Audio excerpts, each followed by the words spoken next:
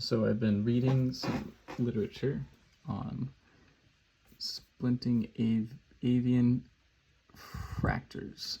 And now, it started out, I didn't even know that if you're treating birds, the term is avian.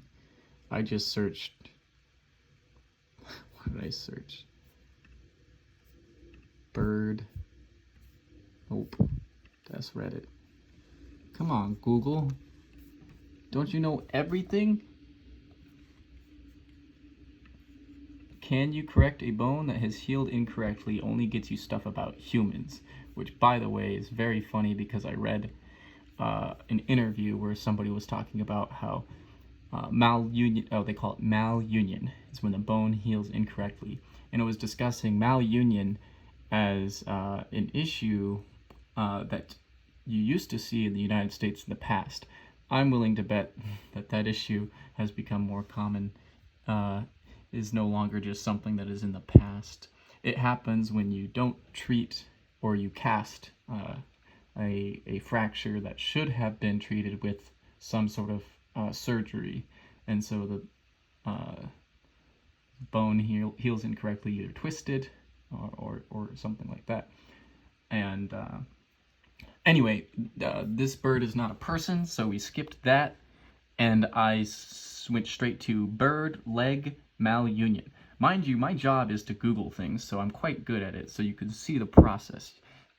You know, if you want to make as much money as me, you gotta just watch this video. Is basically a tutorial on how to make 6 figures. Am I right? That's right, Christmas corgi.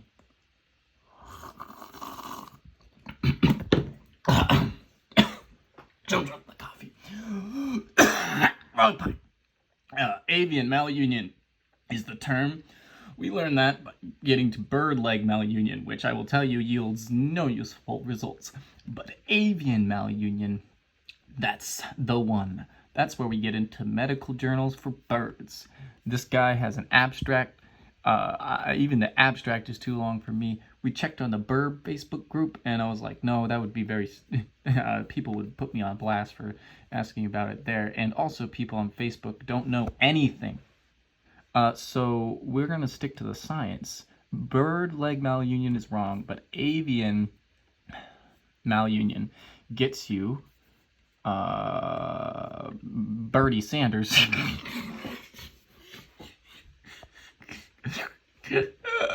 And so we're going to read the literature. This is the scientific community. And the first thing I'll look at, the table of contents says considerations for wild bird care, and that's something that I had not considered before, so it's important to consider the considerations. Look, you can even give them a bird shoe. So let's read a little bit of this literature for you. Treating wild birds with fractures requires consideration of a number of factors that are not issues in treating domestic pets, like my chickens. Each bird must be fit to be released when healed. Very important note. Now, pigeons are very small, so probably, raptors, some of these don't apply. However, let's see. It is both illegal and inhumane to keep most wild birds as pets. I wasn't planning on keeping this as a pet, but duly noted, and let's find out why. Wild birds, especially if they're adults, are subject to tremendous stress while in captivity.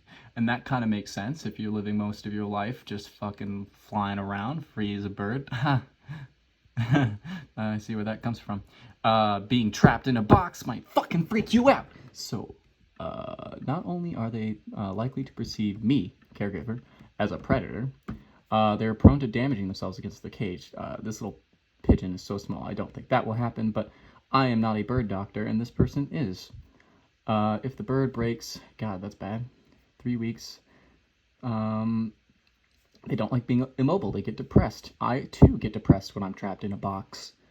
Call that the 9 to 5. Which leads to more stress, and things can deteriorate from there. They might be unable to self-feed if they are so stressed. So, they say all splints should be designed with minimal restraint in mind.